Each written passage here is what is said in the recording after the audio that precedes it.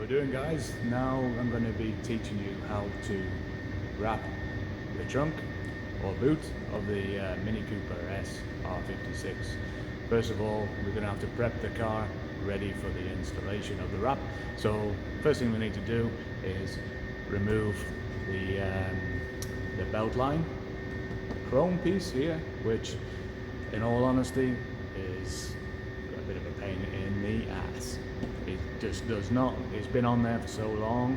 This is a 2008 model, so as you can imagine, it's pretty much on there with all the weather crap and stuff behind it.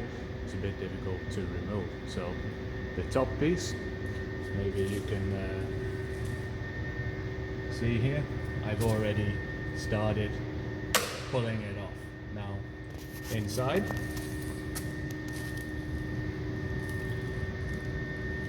as you can see, inside, I was going to take a better picture.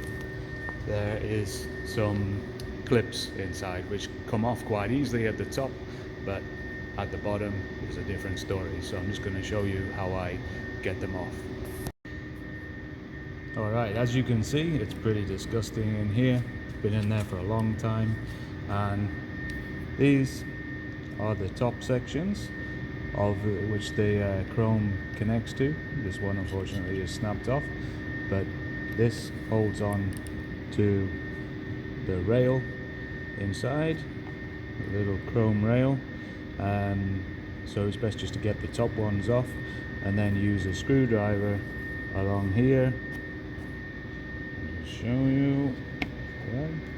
One hand, a screwdriver, and just lift the plastic off,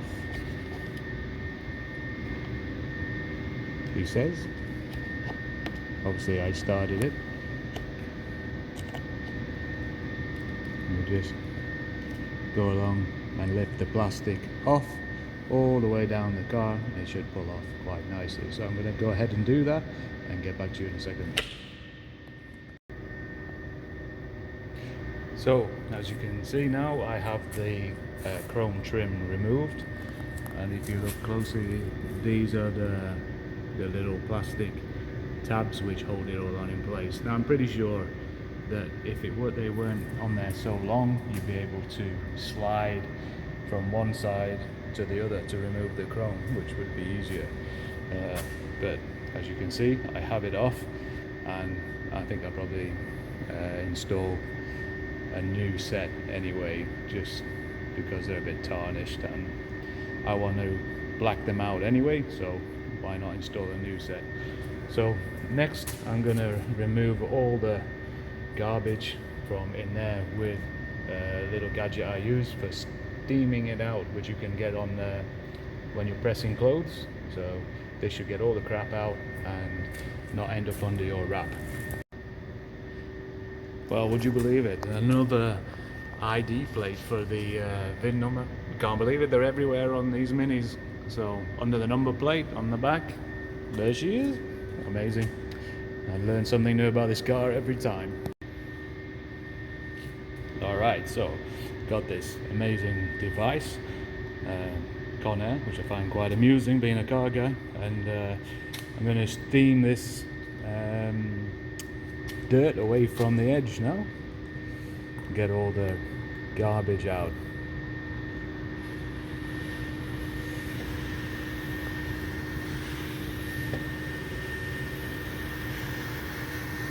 Moisten it all up.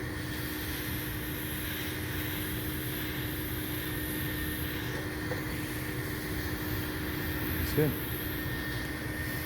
You get the idea. So I'm just going to push all the dirt out, clean it up, and then can move on to a bit more dismantling. Alright, so now we've got the plastic retainer there in the best as we can clean condition. Remove the name badges, okay? And for that I'm going to use my trusty steam again, right? Heat it up to get it off easier. Just melt the glue, the adhesive,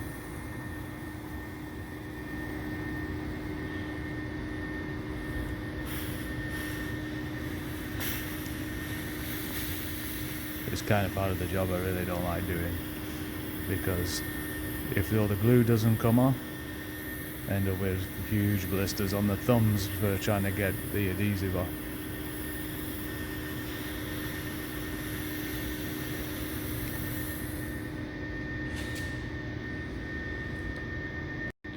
So we should just pick off or slide off quite nicely. There we go.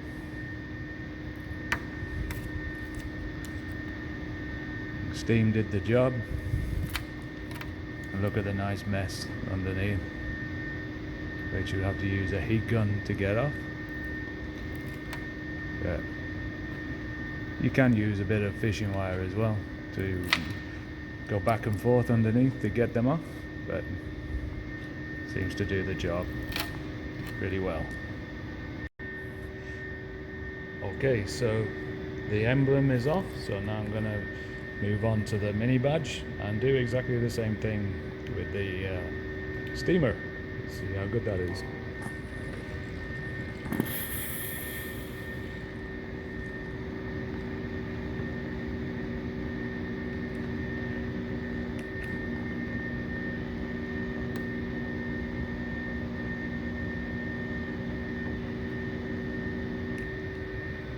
Should come off pretty easy.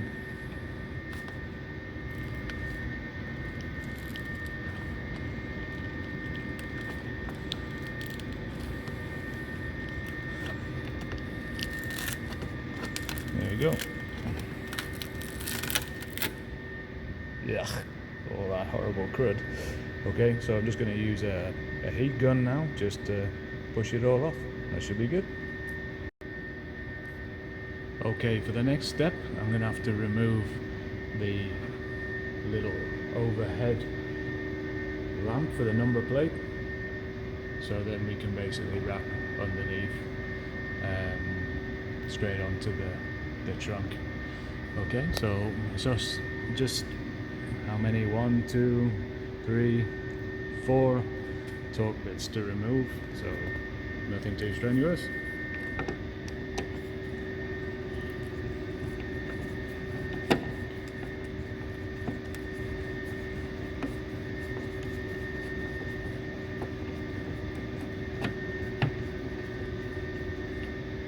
Loosen them off.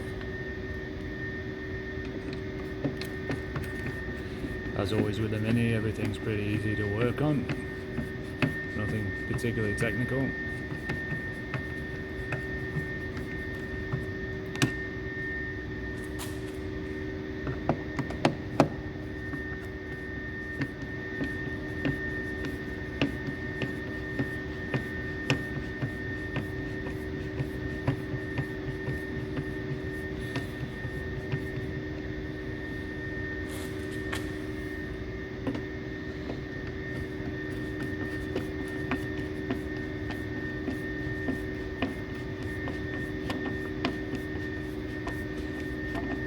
Okay, there we have it. So I'm just going to remove these and I'll be back in a second. So with all those 4 bolts removed, now we can basically just move the little trim out the way with this one little electric socket, which hopefully is pretty straightforward. So I will remove that and then we'll be on to cleaning the whole panel, clay bar, and then time for wrap. Okay, so in order to give a bit of more of a professional job, you'll see I've taped off the plastic connector which holds on the chrome trim.